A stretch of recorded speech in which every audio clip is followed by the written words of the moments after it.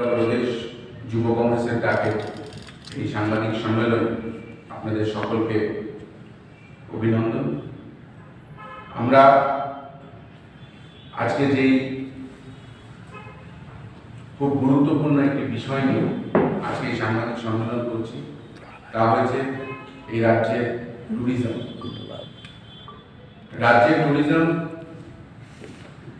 তার বিকাশ হোক, এটা আমরা সকলেই চাই, কিন্তু আমরা দেখতে পাচ্ছি যে প্রায় 1 মাস ধরে এই রাজ্যের বিভিন্ন প্রান্তে ট্যুরিজমকে প্রমোট করার জন্য কিছু কর্মসূচি এই সরকার হাতে নিয়েছে এবং সেই কর্মসূচিগুলোতে আমরা দেখছি যে রাজ্যের সেই অংশে যেখানে প্রোগ্রাম হচ্ছে সেই অংশের মানুষরা বহির রাজ্যের কেউ নেই। আমরা দেখছি যে প্রমোশনটাকে রাজ্য ভিত্তিক তারা করে রেখেছে। আমরা ইতিমধ্যে লক্ষ্য করেছি যে অনেক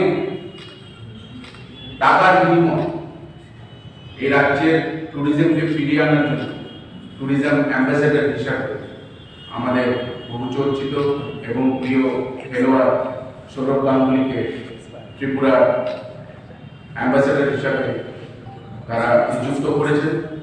কিন্তু এই প্রোমো ফেস্টে আমরা দেখতে পেরেছি যে আমাদের ত্রিপুরার যে ট্যুরিজম অ্যাম্বাসেডর সৌরভ গাঙ্গুলি উনি নেই। আমরা নানা জায়গায় দেখছি যে ছেলেরা পাসের জন্য যে শ্রেয়া ঘোষাল যে গাইড আমাদের এখানে আসছে সেই পাসের জন্য ছুটাছুটি করছে। এটা সবাইকে বলা হয়েছিল এবং রাজ্যের বহু কন্টেন্ট ক্রিয়েটাররা প্রকাশ্যে বলেছিল যে ফ্রি পাসেস দেওয়া হবে এবং এই ফ্রি পাসেসের নামে যে হেনস্থা এই ভারতীয় জনতা পার্টি করছে সেটা ন্যাক্কারজনক। আমরা দেখছি দুদিন ধরে ঘন্টার পর ঘন্টা মানুষ লাইনে দাঁড়িয়ে রয়েছে এবং আমাদের কাছে সূত্রের খবর 5 ঘন্টা 6 ঘন্টা 4.5 ঘন্টা দাঁড়িয়েও তারা টিকিট পাচ্ছে না। আমাদের কাছে সূত্রের এটাও খবর আছে যে এই টিকিট এখন কালোবাজারি ব্ল্যাকে বিক্রি করা হচ্ছে, যেটা কখনোই শুভনীয় না। রাজ্যে একটি খারাপ বার্তা যাচ্ছে এবং এই বিষয়টি বিস্তারিত আপনাদেরকে বলবেন আমাদের যুব কংগ্রেসের অন্যতম নেতা শাহজাহান ইসলাম। সকলকে অভিনন্দন। আমার যুব কংগ্রেস সভাপতি আপনাদেরকে বলেছেন কি বিষয়ে আপনাদেরকে ডাকা। আমরা জানি আমাদের রাজ্যে একটা দপ্তর, যে দপ্তরের নাম ট্যুরিজম। একজন মন্ত্রী দপ্তরের দায়িত্ব পালন করছেন। গত 1 মাস ব্যাপী আমরা দেখলাম এই সরকার বা এই সরকারের যিনি এই ট্যুরিজম দপ্তরের যিনি মন্ত্রী, তিনি রাজ্যের পর্যটক কেন্দ্রগুলোকে তুলে ধরার জন্য একটা ঘোষণা দিলেন বা তারা প্রমো করছেন। আমরা দেখলাম এর আগে নারকেলগঞ্জে সেখানে সরকারি টাকায় একটা প্রমো ফেস্ট করা হলো, জম্পি জলাতে করা হলো, নির্মোহনে করা হলো। আগামীকাল 14ই ডিসেম্বর আগরতলার যে আস্তাবল ময়দান, স্বামী বিবেকানন্দ ময়দান, সেই স্বামী বিবেকানন্দ ময়দানে তার সমাপ্তি হবে। সেখানে ভারতবর্ষের একজন বিখ্যাত সঙ্গীত শিল্পী আসবেন, শ্রেয়া ঘোষাল। এটা আমাদের কাছে একটা গর্বের বিষয় যে আমাদের মতো একটা ছোট্ট পাহাড়ি রাজ্যে ভারতবর্ষের একজন বিখ্যাত সঙ্গীত শিল্পী শ্রেয়া ঘোষাল প্রথমবারের মতো আসবেন। কিন্তু এখানে অনেক প্রশ্ন থেকে যাচ্ছে যে এই ট্যুরিজম করতেটা চাইছেন কি, এই মন্ত্রী বা এই সরকার কি করতে চাইছেন। আগের সরকারের সঙ্গে বর্তমান সরকারের এই ট্যুরিজম নিয়ে বা পর্যটক কেন্দ্রগুলো নিয়ে তাদের মধ্যে কি পার্থক্য। আমরা দেখেছিলাম আগে যে সরকার ছিল রাজ্যে, সেই সরকারের একটা মানসিকতা ছিল যে তারা ভাবতেন যে ট্যুরিজম বা পর্যটক হচ্ছে যে একটা বড় উদ্যোগ, যারা রিচ ফ্যামিলিতে বসবাস করেন বা যারা রিচ ফ্যামিলি তারাই ট্যুরিজমে আসবেন, মধ্যবিত্ত পরিবারের জন্য না। কিন্তু এই সরকার দেখলাম যে একটু ভিন্ন মানসিকতা। এই সরকার ট্যুরিজমের নামে, পর্যটক কেন্দ্রগুলোর নামে কিভাবে অর্থ কামাই করা যায়, কিছু কিছু ব্যক্তি বা মন্ত্রী বিধায়কদের সরকারের কাছের লোকে অর্থনৈতিকভাবে শক্তিশালী করা যায়, এই সরকারের মূল লক্ষ্য। কিন্তু আমরা দেখলাম এই যে ট্যুরিজমের নাম দিয়ে এই ট্যুরিজমকে যে তুলে ধরা, সেখানে কি আপনারা দেখেছেন এই যে বছরে যে কোটি টাকা চুক্তি করে ভারতবর্ষের আমাদের ইন্ডিয়ান ক্রিকেট টিমের প্রাক্তন অধিনায়ক, যিনি বাঙালিদের গর্ব, সৌরভ গাঙ্গুলিকে ত্রিপুরার ট্যুরিজমে বা পর্যটকের ব্র্যান্ড অ্যাম্বাসিডার করা হলো। এই যে ত্রিপুরার যে আগামীকাল যে আস্তাবল ময়দানে ট্যুরিজমের যে সমাপ্তি অনুষ্ঠান যেটা করা হবে শ্রেয়া ঘোষালের মাধ্যমে, এই যে ট্যুরিজমকে গত 1 মাস ব্যাপী আমাদের রাজ্যে প্রমোফেস করা হলো, সেখানে সৌরভ গাঙ্গুলির ভূমিকা কি? এই যিনি যাকে ট্যুরিজমের ব্র্যান্ড অ্যাম্বাসিডার করা হলো, তিনি কোথায়? ওনাকে আমরা দেখতে পাচ্ছি না। এবং আমরা যারা ভারতবর্ষের বিভিন্ন রাজ্যের, ত্রিপুরা রাজ্যের যারাই আমরা থাকি, আমরা মেঘালয়ের চেরাপুঞ্জিতে যাই, আমরা আসামের কাজিরাঙ্গাতে যাই, কেউ কেউ মণিপুরে ঘুরতে যান, আমরা এই ট্যুরিজমে নর্থ ইস্টের কাউকে ত্রিপুরার ট্যুরিজমে আমরা আকৃষ্ট করতে দেখিনি। এই যে লক্ষ লক্ষ টাকা যারা ট্যুরিজমে ঘুরতে এসে খরচ করেন, তার হিসাব নিকাশ পাওয়া যাচ্ছে না। আর এই যে সরকারি অর্থ ট্যুরিজমের নামে খরচ করা হচ্ছে, আমরা চাই ত্রিপুরা ভারতবর্ষের মধ্যে এগিয়ে যাক ট্যুরিজমে, কিন্তু এই ট্যুরিজমে হচ্ছেটা কি? মন্ত্রী বাহাদুর করছেনটা কি? ওর হঠাৎ করে দেখলাম সাংবাদিক সম্মেলন যে ট্যুরিজমে নাকি পাস দেওয়া হবে, সেখানে কেউ যদি কালোবাজারি না করেন। আজকেই দেখলাম রাজ্যের বিভিন্ন সংবাদ মাধ্যমে, আপনারা সাংবাদিক বন্ধুরা সেখানে দেখিয়েছেন যে ভিআইপি পাস বিক্রি হচ্ছে 1000 টাকা 1500 টাকার বিনিময়ে। এই যে পাস দেওয়া হচ্ছে, আমরা জানি সরকারি প্রোগ্রাম, সেই সরকারি প্রোগ্রামে ভিআইপি যারা ভেরি ইম্পর্টেন্ট পারসন যারা তারা আসবেন সরকারি প্রোগ্রামে, তাদের একটা প্রটোকল থাকে। এই প্রটোকলের মধ্যে 1000, 1500, 2000 পাস তারা ভিভিআইপিদের জন্য ব্যবহার করতে পারতেন। বাকি পুরো মাঠ, এই ময়দানটাকে তো রাজ্যের মানুষের জন্য উন্মুক্ত করতে পারতেন। শ্রেয়া ঘোষাল আসবেন, এমনি মানুষ যাবে। তাহলে এই যে পাসের নামে রাজ্যের মানুষকে হয়রানি করা হচ্ছে, সেখানে একটা মারপিটের মতো অবস্থা। কেউ অভিযোগ করছেন পাস পাচ্ছি না, আসল বক্তব্য হচ্ছে পাসের নামে কালোবাজারি করো। এই দলটা, এই সরকারের যারা ক্ষমতায় বসে আছেন, তাদের চুনুপুটি নেতাদেরকে পেছনের দরজা দিয়ে অর্থনৈতিকভাবে শক্তিশালী করতে হবে। তাদের অর্থনৈতিক শক্তিটা বাড়িয়ে করবেন, সে ভ্যাকসিনটা হাতে নিয়ে ত্রিপুরা সরকারকে জানতে পারবেন। আমরা দেখি যখন দিল্লি যাই, কলকাতা যাই, আমরা বোম্বে যাই, আমরা যখন ব্যাঙ্গালোর, চেন্নাই যাই, সেখানে এয়ারপোর্টে ভারতবর্ষের বিভিন্ন রাজ্যের বিভিন্ন সরকার তার পর্যটকদের এক থাকে এয়ারপোর্টে। আপনি কি দেখেছেন আমাদের ত্রিপুরা রাজ্যের কোথাও এই পর্যটকদের জন্য এক ভারতবর্ষের রাজধানী দিল্লির এয়ারপোর্টে আছে? পাবেন না। মুম্বাই এয়ারপোর্টে আছে? পাবেন না। আপনি কি আসামের গুয়াহাটির এয়ারপোর্টে পাবেন? পাবেন না। কলকাতার বিমানবন্দরে পাবেন? পাবেন না।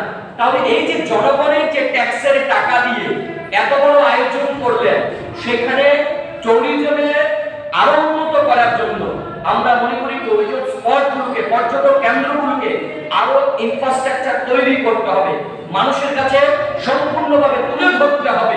আমরা যদি জিজ্ঞাসা করি আপনাদের কাছে যে আপনারা তো সাংবাদিক বন্ধুরা, এই ট্যুরিজমে কতজন রাজ্যের বেকারের কর্মসংস্থান হয়েছে? কোথাও তার হিসাব আছে? পাবেন না। যে ট্যুরিজম দপ্তরটা চলতে গেলে যে রাজ্যের হাজার হাজার লক্ষ লক্ষ যারা বেকার, তাদের কর্মসংস্থান করতে পারছেন কিনা? কারণ আসল হচ্ছে এই সরকার, এই ডবল ইঞ্জিন সরকারের শাসনে রাজ্যের যুবক সমাজ নেশার সাগরের মধ্যে হাবুডুবু খাচ্ছে। আপনি দেখবেন আগামীকাল যে আস্তাবলের যে প্রোগ্রামটা হবে, অনুষ্ঠানটা, সেখানে সাংবাদিক বন্ধুদেরকে বলবো দায়িত্ব নিয়ে ক্যামেরাটা ধরবেন পেছনের দিকে, যে কি উশৃঙ্খল হয় সেখানে, মদমত্ত অবস্থায়, নেশাগ্রস্ত অবস্থায়। আমরা চাই যুবকরা আকৃষ্ট হোক, আমরা চাই যুবকরা ভালো পথে আসুক। এই ডবল ইঞ্জিন সরকারের শাসনে রাজ্যের যুবকদেরকে প্রত্যক্ষভাবে এই সরকার নেশার সাগরে ডুবিয়ে দিয়েছে। সেখানে সরকারের কোনো হেলদোল নেই। আগের সরকার বর্তমান সরকারের মধ্যে একটাই পার্থক্য, সেই সরকার ভাবতো যে ট্যুরিজম বা পর্যটক হচ্ছে বড় মানুষদের জন্য, যারা রিচ ফ্যামিলিতে থাকেন। আর এই সরকার হচ্ছে কিভাবে মানুষের টাকা আত্মসাৎ করা যায়। আগামীকাল যে প্রোগ্রাম হবে, কোটি কোটি টাকা খরচ হবে সেখানে, হ্যাঁ, কারণ না কারণ তো পকেট বাড়ি হবে। পকেট বাড়ি করার উদ্দেশ্য যে কিভাবে সরকারের টাকা আত্মসাৎ করা যায়। তাই আমরা মনে করি, আমরা যুব কংগ্রেস দাবি রাখছি, এই আগামীকাল যে ট্যুরিজমের নামে আস্তাবল ময়দানে যে শ্রেয়া ঘোষালের যে অনুষ্ঠানটা হবে, সেখানে পুরো মাঠ উন্মুক্ত করা হোক রাজ্যের প্রত্যেকটা জনগণের জন্য। সেখানে কিসের জন্য? পাসের ব্যবস্থা। দেখছিলাম রাজ্যের মন্ত্রী মহোদয়কে, তিনি বলছিলেন যে সরকার রাজ্যের যুবকদের জন্য ট্যুরিজমে প্রথম একটা ফেস্টিভ্যাল করছেন। কি করছেন? যে সেখানে নাকি ফ্রিতে পাস দেওয়া হবে রাজ্যের জনগণকে। আমরা দেখলাম বিজেপি সোশ্যাল মিডিয়াতে সেখানে তারা প্রচার করছেন যে সরকারি একমাত্র মানুষের জন্য ভাবেন বিজেপি সরকার, ডবল ইঞ্জিন, ফ্রিতে পাস দিচ্ছেন। শ্রেয়া ঘোষালের মতন একজন সঙ্গীত শিল্পী ত্রিপুরা রাজ্যে আসলে, শ্রেয়া ঘোষালের মতন সঙ্গীত শিল্পীর অনুষ্ঠানে যেতে গেলে হাজার হাজার টাকার পাসের খরচ করতে হয়। তারা মানুষকে বোকা বানাচ্ছেন। এই যে এক মাস ব্যাপী যে ট্যুরিজমে যে অনুষ্ঠান চলছে, আগামীকাল তার যে সমাপ্তি অনুষ্ঠান, কার টাকায় হচ্ছে? সরকারের টাকা, মানে হচ্ছে মানুষের টাকা, জনগণের ট্যাক্সের টাকা। জনগণের ট্যাক্সের টাকা দিয়েই তো আগামীকাল শ্রেয়া ঘোষালকে দিয়ে অনুষ্ঠান করাবে। তাহলে পাসটা ফ্রিতে কোথায় দিচ্ছে? আমার আপনার ট্যাক্সের টাকা দিয়ে একটা পাস দিচ্ছে। আর এই পাসের নামে করে নিজেদের দলের চুনুপুটি নেতাদেরকে কালোবাজারি করার একটা সুযোগ করে দিয়েছে। আমরা মনে করি এখানে আমাদের যে ত্রিপুরা রাজ্যের যে ব্র্যান্ড অ্যাম্বাসিডার ট্যুরিজমের, সেখানে ওনার কোনো খোঁজ খবর পাওয়া যাচ্ছে না। ওনাকে কেন রাখা হলো? ওনাকে দিয়ে কেন প্রমোট করা হলো না? আন্তর্জাতিকভাবে বিদেশি কোনো পর্যটকদেরকে দিয়ে কেন প্রমোট করা হলো না? বহির্রাজ্যে পর্যটক দিয়ে কেন প্রমোট করা হলো না? আমরা তার কোনো কিছু জানি না। আমরা মনে করি এই ট্যুরিজমের নামে সরকার একটা শুধু পকেট ভারী করার একটা রাস্তা খুঁজেছেন। এই সরকার মানুষের ট্যাক্সের টাকা দিয়ে আমোদ প্রমোদ করছেন, আত্মসাৎ করছেন। এটা নিন্দনীয় ব্যাপার। আমরা আবারও দাবি জানাই, আগামীকাল এই অনুষ্ঠানে রাজ্যে এই অনুষ্ঠানটাকে কেন্দ্র করে যাতে উন্মুক্ত করা হয়, ভিভিআইপি যারা থাকবেন তাদের জন্য পাসের ব্যবস্থা থাকুক, বাকিটা উন্মুক্ত করা হোক। এই কথাটা বলার জন্যই আজকে যুব কংগ্রেসের পক্ষ থেকে।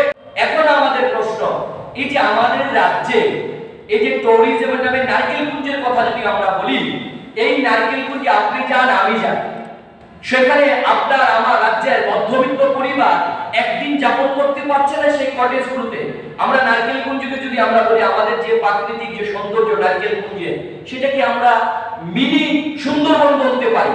সেইখানে যেই পরিমাণে লজিং বা ফুডের যে কস্ট, সেটা মধ্যবিত্ত পরিবারের কখনো সম্ভব নয়।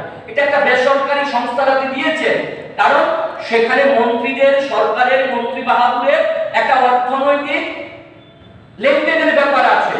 আমাদের রাজ্যে বিভিন্ন স্পট আছে ট্যুরিজমের, সেখানে ভালো পরিমাণে সেই পরিমাণে সরকারের পক্ষ থেকে কোনো রকম ইনফ্রাস্ট্রাকচার নেই। এর আগে আমরা দেখেছিলাম আমাদের রাজ্যের যে অভয়ারণ্য, সিপাহীজলা যে চিড়িয়াখানা, সেখানে একজন পর্যটক তার সোশ্যাল মিডিয়ার মাধ্যমে, সামাজিক মাধ্যমে অভিযোগ করছেন। কেন? যে সে সেখানে ঘুরতে গেছে, তার মোবাইল ছিনতাই করা হয়েছে, তাকে কেউ ধমক দিয়েছে। কেন হবে? কারণ ওই পর্যটক কেন্দ্রগুলো যারা নিয়ন্ত্রণ করেন, যারা দেখভাল করেন, তারা শাসক দলের কোনো না কোনো লেজুর ভিত্তিক সংগঠন, কেউ যুব মোর্চার আছেন, কেউ বিজেপির আছেন, কেউ জেলা স্তরে আছেন, নানা স্তরের নেতৃত্বরা সেখানে এই পর্যটক কেন্দ্রগুলো তারা সেখানে নিয়ন্ত্রণ করছেন। এখন লাইবিলিটি তারা নিতে পারছেন না, এবং কোন কোন সংস্থাকে বহিরাজ্য থেকে এনে এখানে তাদেরকে ট্যুরিজমের দায়িত্ব দিচ্ছে, সেখানে লাইবিলিটি থাকছে না। কিন্তু এই ট্যুরিজমকে ভারতবর্ষের কাছে, জনগণের কাছে তুলে ধরার জন্য, আমরা জানি ট্যুরিজমে একটা ইন্টারন্যাশনাল ব্যাপার থাকে। আমরা সবাই জানি যে আমাদের রাজ্যে যারা পর্যটক আসেন, বেসিক্যালি তারা বাংলাদেশে, তারা ঘুরতে আসেন আমাদের রাজ্যে। এখন এই বাংলাদেশ এবং আমাদের দেশে, দুই দেশের মধ্যে যে একটা তিক্ততা, সেখানে কিছুটা আমরা বাধার সম্মুখীন হচ্ছি। আমরা ট্যুরিজমের দিক থেকে ধাক্কা খাচ্ছি, কারণ বাংলাদেশের পর্যটক এখন আর ত্রিপুরাতে আসছে না, দুই দেশের একটা তিক্ততা সম্পর্কের কারণে। কিন্তু এই যে উত্তর পূর্বাঞ্চলের আমাদের নর্থ ইস্টার, সেখানে নর্থ ইস্টের অন্যান্য রাজ্যগুলোকে কি সরকার পারত না?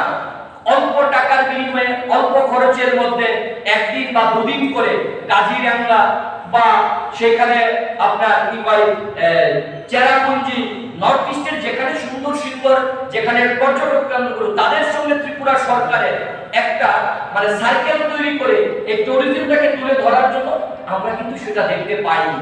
বা আমরা দেখি যারা ফ্লাইটে আমরা যারা ভ্রমণ করি, দেখবেন ফ্লাইটের সিটের পেছনে ম্যাগাজিন থাকে, সেখানে ভারতবর্ষের বিভিন্ন রাজ্যে সেখানে তারা অ্যাড করেন, সেখানে বিজ্ঞাপন দেন যে আমাদের যেমন মাতা ত্রিপুরেশ্বরী মন্দির, কসবা কালীবাড়ি, ঊনকোটি, নারকেলকুঞ্জ, জম্পুই হিল,